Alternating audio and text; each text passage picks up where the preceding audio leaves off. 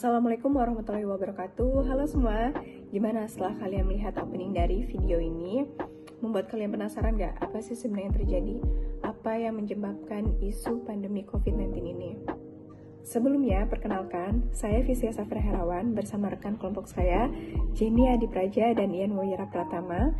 Sebelum membahas apa yang menyebabkan isu pandemi COVID-19, pembahasan pertama akan dijelaskan oleh Jenny Adi Praja.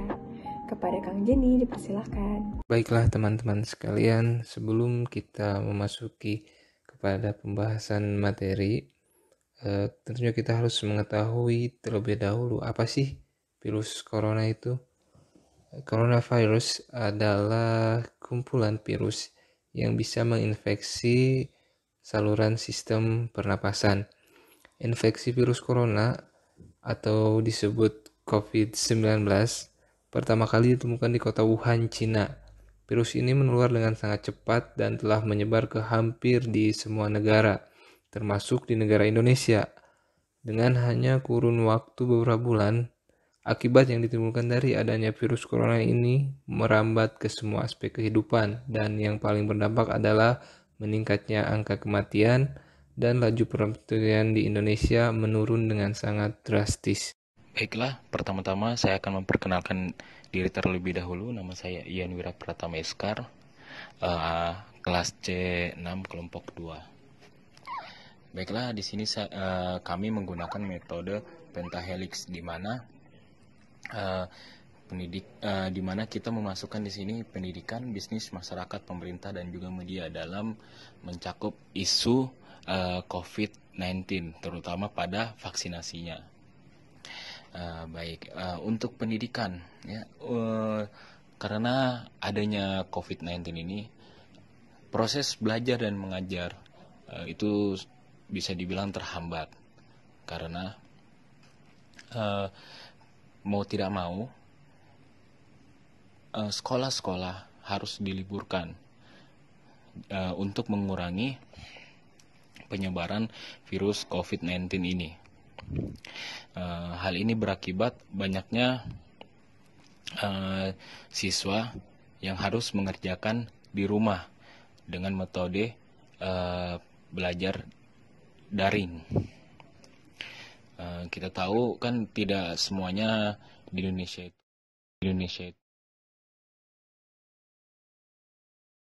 itu bisa mencakup yang namanya internet. Ya.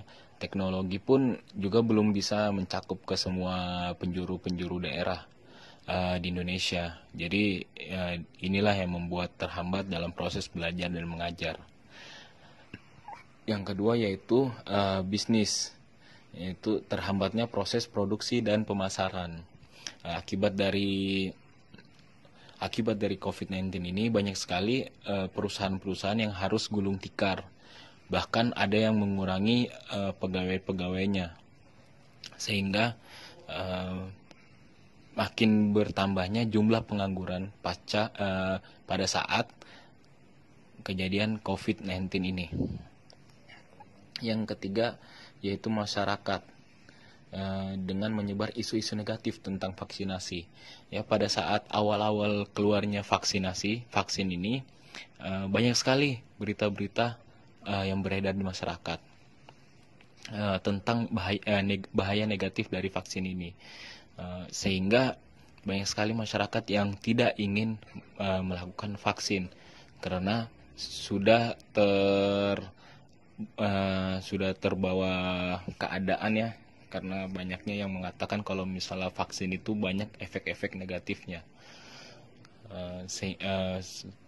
Perlunya edukasi bagi masyarakat, perlunya sosialisasi bagi masyarakat, betapa pentingnya itu vaksinasi, sehingga penyebaran COVID-19 ini bisa kita hentikan, bahkan bisa kita tidak dapat menular ke lain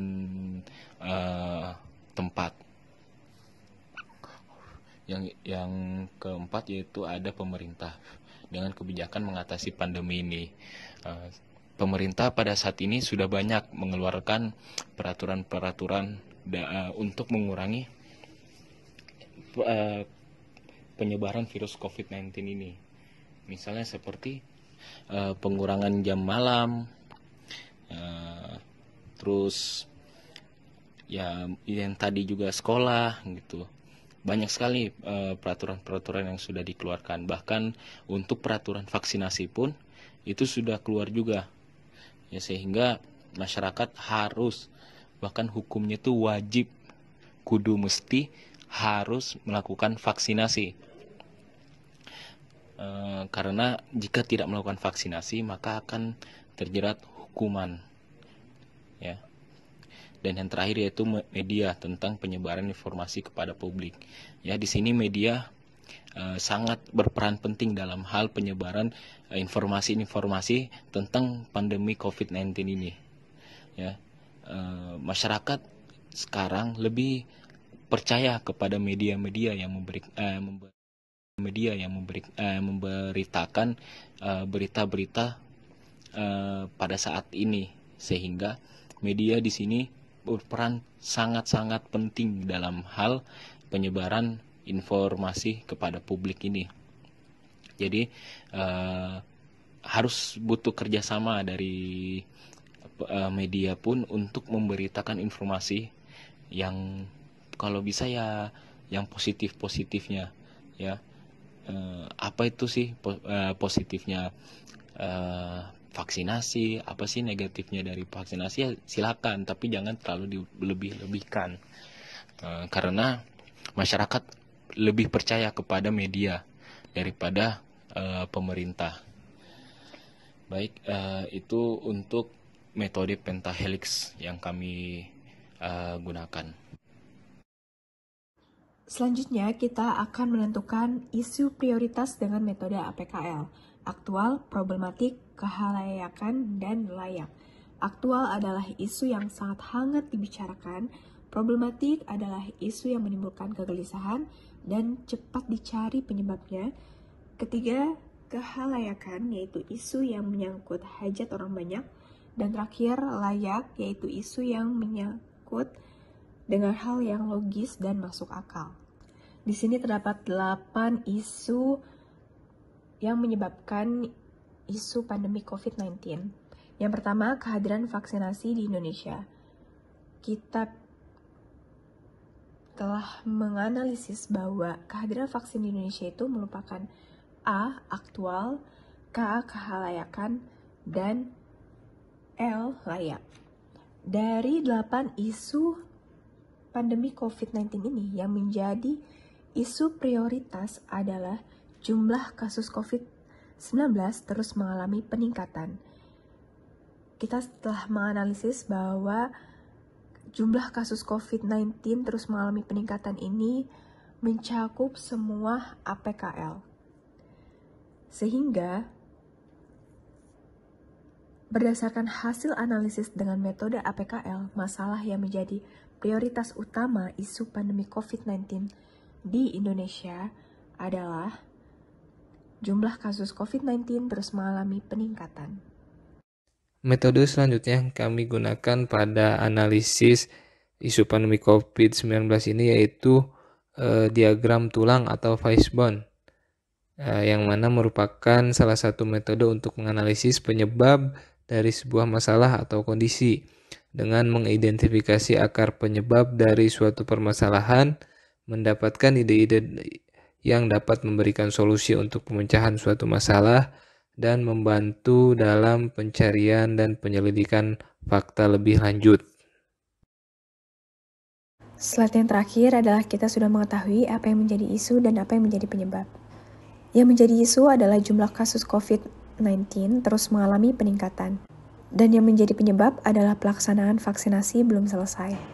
Terdapat 2 penyelesaian alternatif, yaitu media massa dan vaksinasi.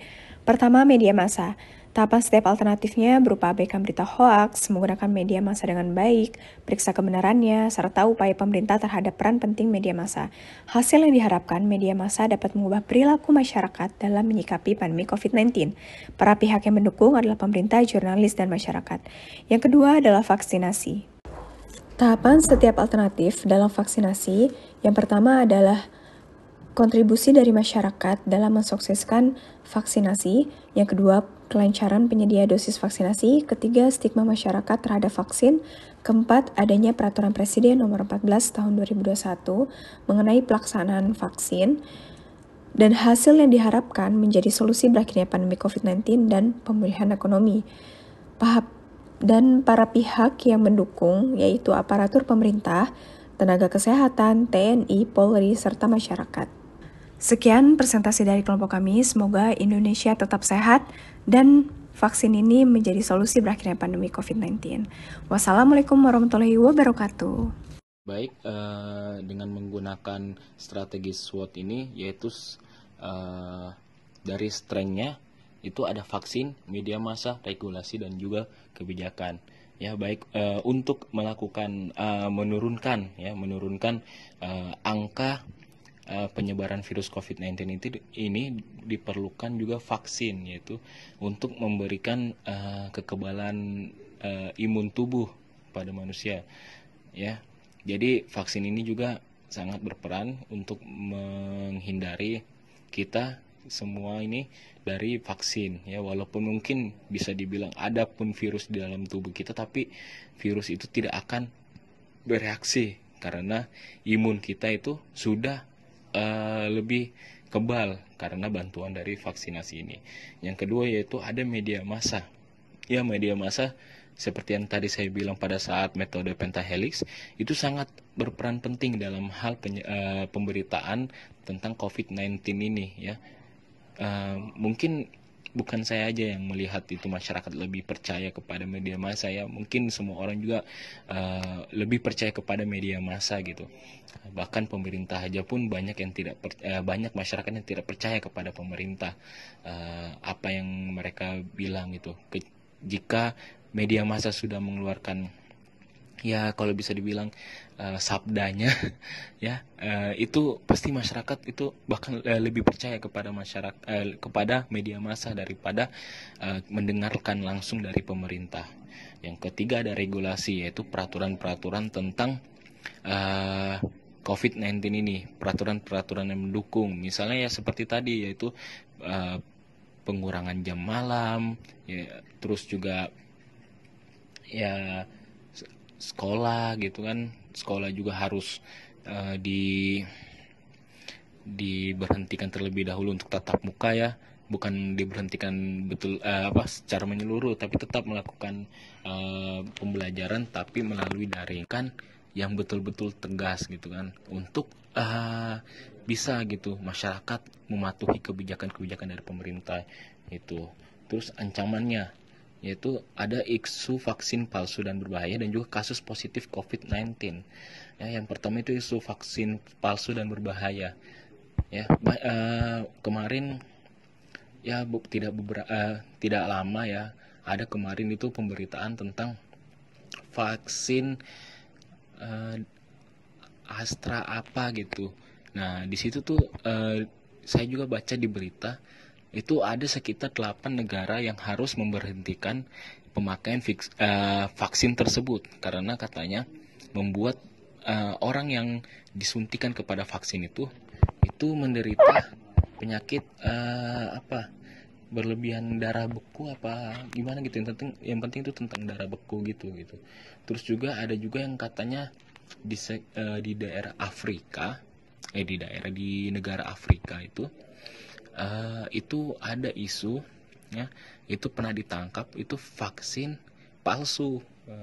Inilah yang membuat banyak masyarakat yang makin tidak percaya kepada vaksin ini karena karena banyaknya isu-isu vaksin palsu ini dan juga berbahaya. Tuh.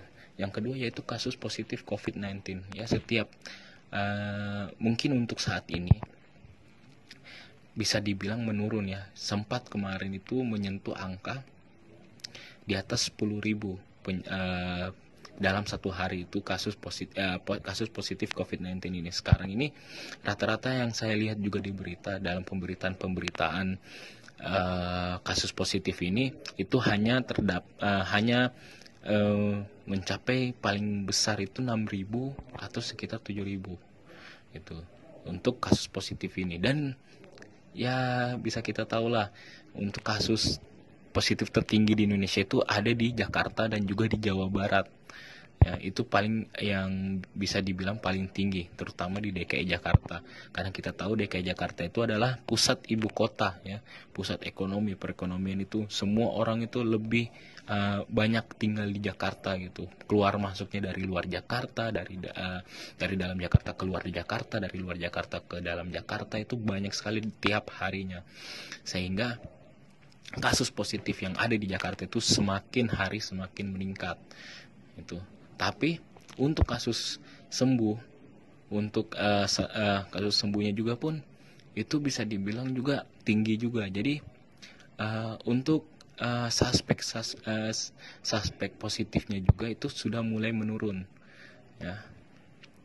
Tapi ya begitu kita bisa lihat jumlah ketersediaan rumah sakit itu sudah mulai menurun, terutama di Jakarta, ya. Karena saya juga tinggal di Jakarta, saya melihat langsung, saya merasakan langsung itu bagaimana banyaknya itu kasus-kasus positif yang ada di Jakarta. Baik, itu yang bisa saya sampaikan. Mungkin setelah ini bisa dilanjutkan oleh rekan saya. Terima kasih.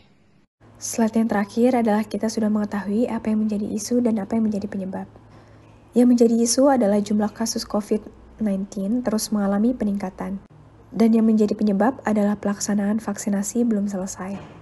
Terdapat dua penyelesaian alternatif, yaitu media massa dan vaksinasi. Pertama, media massa. Tahapan setiap alternatifnya berupa abaikan berita hoaks, menggunakan media massa dengan baik, periksa kebenarannya, serta upaya pemerintah terhadap peran penting media massa. Hasil yang diharapkan, media massa dapat mengubah perilaku masyarakat dalam menyikapi pandemi COVID-19. Para pihak yang mendukung adalah pemerintah, jurnalis, dan masyarakat. Yang kedua adalah vaksinasi. Tahapan setiap alternatif dalam vaksinasi, yang pertama adalah kontribusi dari masyarakat dalam mensukseskan vaksinasi. Yang kedua, kelancaran penyedia dosis vaksinasi. Ketiga, stigma masyarakat terhadap vaksin. Keempat, adanya peraturan Presiden nomor 14 tahun 2021 mengenai pelaksanaan vaksin. Dan hasil yang diharapkan menjadi solusi berakhirnya pandemi COVID-19 dan pemulihan ekonomi. Dan para pihak yang mendukung, yaitu aparatur pemerintah, tenaga kesehatan, TNI, Polri, serta masyarakat. Sekian presentasi dari kelompok kami, semoga Indonesia tetap sehat dan vaksin ini menjadi solusi berakhirnya pandemi COVID-19. Wassalamualaikum warahmatullahi wabarakatuh.